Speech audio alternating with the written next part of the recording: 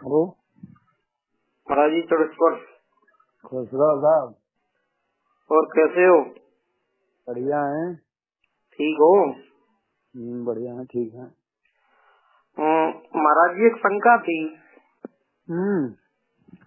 वैसे आपको कष्ट दे रहा हूँ उसके लिए मुझे खेद है, लेकिन मेरा अधिकार भी है। एक तो नाती हूँ ही, और नाती होने के साथ साथ मैं एक ऐसा नाती हूँ कि जिस नाती ने अपने बाबा गुरु से भी शिक्षा प्राप्त की है। मैंने आपके सानिध्य में भी भागवत सीखी है जी। तो एक कल प्रश्न आया था मेरे पास में, जो ससपाल थे जी जी। चेदिराज के लड़का थे सनेरी के, जो उनका कोई माँ जाए भाई का नाम बताओ। तो मैंने उनसे ये कहा कि वैसे तो इनका कोई माँ जाए भाई की बात है, तो जैसे ये दंतवक्र और ये ससपाल ये जन्म जन्मांतर से भाई बने आ रहे हैं, यही जय विजय यही थे महाराज जी? यही थे। और यही मतलब कुंभकर्ण और मेघ वो बने हैं रावण, यही बने हैं हिरण्याक्ष और हिरण्यकश्यप जी। तो अब महाराज जी इस बारे में मुझे बताइए, इसका कोई भाई था क्या नहीं? सतपाल के बारे में थोड़ी जानकारी लेना चाह रहा हूँ। तो सतपाल के बारे में मनीष भागवत के 24वें अध्याय में जी गुरुदेव 38वें श्लोक पे आया है। जी महाराज जी क्या आया? राजाधिदेवी का विवाह जयसेन से हुआ, उसके 2 पुत्र हुए थे, बिंद और अनविंद जी। अच्छा, वो जो चेदराज दमघोष से श्रुतसुरवा का पाण ग्रहण उन्होंने किया जी, उनका पुत्र था शिशुपाल। अच्छा, तो इसमें केवल एक ही दिया है, तो था शब्द से ही तुम अनुमान लगा लो कि उनका पुत्र था शिशुपाल। हाँ वो एक ही हो रहा है, उससे एक हो रहा है जी। और जितनी भी इनकी और बहनें थी उनकी सभी संतानों का वर्णन इसी 24वें अध्याय में दिया है जी। तो उसमें शिशुपाल अकेला ही दिया है। और ये महाराज जी दंत वक्र की जो बात कर रहे हैं ये थी वृद्ध शर्मा। अच्छा, हाँ, करुष देश के अधिपति थे वृद्ध शर्मा, उनसे विवाह हुआ था, उनके गर्भ से दंत वक्र का जन्म हुआ था। प्रथा से जो छोटी बहन थी सुरदेवा जी, उनके गर्भ से जन्म हुआ था दंत वक्र का। तो ये दंत वक्र जो था शिशुपाल के मौसी का लड़का था। अच्छा अच्छा।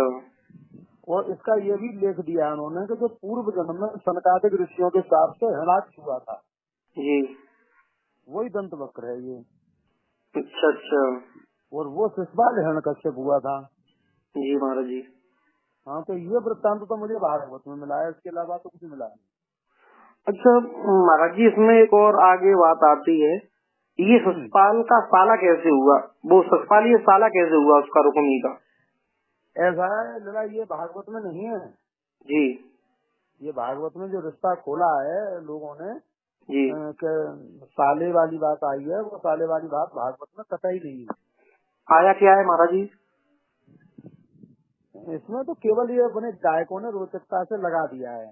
अच्छा, लेकिन भागवत के अलावा और किसी किताब में हो उसकी मैं कह नहीं सकता, लेकिन भागवत में इसका कोई लेख नहीं है कि ये साले बहनों से शिशुपाल और रुकुम। जी।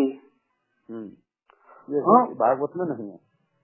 वही तो महाराज जी, वैसे मतलब मैंने भी देखा खोल करके, तो उसमें कोई रिश्ता नहीं खोला गया है लोगों ने। बिल्कुल नहीं, बिल्कुल नहीं खोला गया, बिल्कुल नहीं खोला गया। हाँ, फिर एक बात ये भी होती है, मतलब भागवत जी में मतलब इतना विस्तार से किसी कथा के बारे में नहीं दिया गया। हाँ, नहीं दिया गया।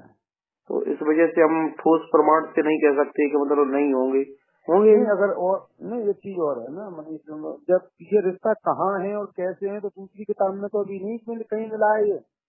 अच्छा, अगर कहीं मिला है तो देखना तुम कोशिश करके पढ़ के। हमें तो बिल्कुल नहीं मिला स्वामी जी, इसीलिए मैं डिस्कस करना चाह रहा था कि इस बात पे बात करूंगा स्वामी जी से, मतलब क्या है क्या नहीं। हाँ, तो भागवत में मैंने भी पढ़ा है ये, मतलब साले बहनों का रिश्ता भागवत में नहीं पढ़ा है। अच्छा महाराज जी, साथ ही साथ महाराज जी एक मतलब और है, एक गीत चल रहा है अभी मार्केट में बहुत ज्यादा, लक्ष्मण को निबल शरीर उर्मिला देख देख रोवत है। महाराज जी ये मैं नहीं समझ पा रहा हूँ कि ये गीत कहाँ पर सेट हो रहा है, उर्मिला कब रोई है लक्ष्मण जी का शरीर देख करके? देखो मनीष, कुछ चीजें अपने मन से कोई कल्पना करूँ किसी जगह पे तो वो मुझे ही तो पता है कि मैंने उस जगह कल्पना की है इसकी। जी जी। लक्ष्मण शक्ति तो आप लगा नहीं सकते क्योंकि उर्मिला ने शरीर को देखा नहीं वहाँ। नहीं। अच्छा, दूसरी बात, जैसे कि भगवान राम ने एक बार ये कह दिया था कि कोई अंदर नहीं आएगा, तो उस समय लक्ष्मण जी चले गए थे, शायद दुर्वासा जी ऋषि आए थे बाहर। तो वहाँ अगर कहीं इन्होंने फिट कर दिया कि लक्ष्मण जी दुखी होकर के मतलब बैठ गए थे, शरीर शिथिल हो गया था, तो ऐसी जगह कहीं कल्पना करके लगाया हो वो अलग बात है, लक्ष्मण शक्ति पर नहीं महाराज जी, लक्ष्मण शक्ति नहीं, वो तो उसकी अंतरा क्या कह रही है, बाघ लगा पिया बन को चले गए। हाँ, वो कलियर पे लिखाए गए ओम उर्मिला देख देख रोकते।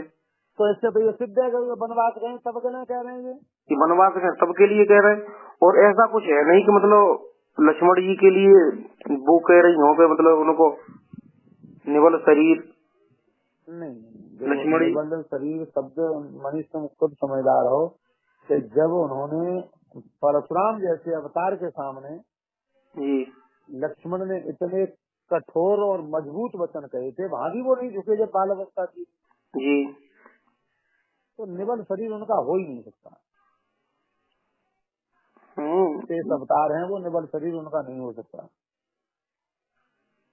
हाँ, एक चीज तो आई है, जैसे महाभारत में एक जगह आया है कि तिनका से कमजोर क्या होता है।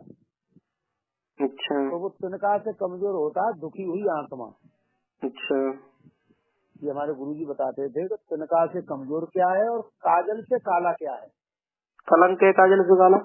काजल से काला कलंक है और तिनका से कमजोर दुखी हुई आत्मा है। तो दुखी हुई आत्मा वहाँ तो है जहाँ भगवान राम ने ये कह दिया कि कोई अगर अंदर आएगा बिना पूछे तो मैं उसे मृत्यु दंड दूंगा जी, तो वहाँ तो वो दुखी हुए हैं। अच्छा।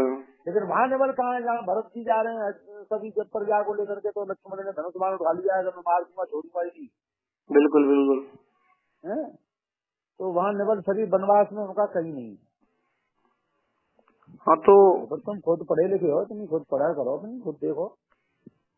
तो महाराज जी इस गाने को मतलब हम कहीं गाने का मन भी करें तो हमें तो ये विषय ही नहीं मतलब उसका मालूम पड़े। मनीष मेरी एक बात सुनो, तुम पहले तो जब बात पे आओ बेटा कि जो तुम्हारी अंतरात्मा जवाब दे, जो सत्य है उसे गाओ, सुनी हुई चीजों को मत गाओ। जी महाराज जी। दूसरे की रास्ता पर चलोगे तुम्हारी कभी कीमत नहीं होगी, अपनी रास्ता स्वयं बना के चलोगे तब तुम्हारी कीमत होगी। जी महाराज जी, ये तो है। और हमारा एक हुक्म भी है कि उसी रास्ता को अपनाओ जो वास्तव में तुम्हें पुराण में लिखा हुआ मिलता है। बिल्कुल बिल्कुल, उसी पर चलिए, आपको सफलता देगा भगवान। जी स्वामी जी। ठीक।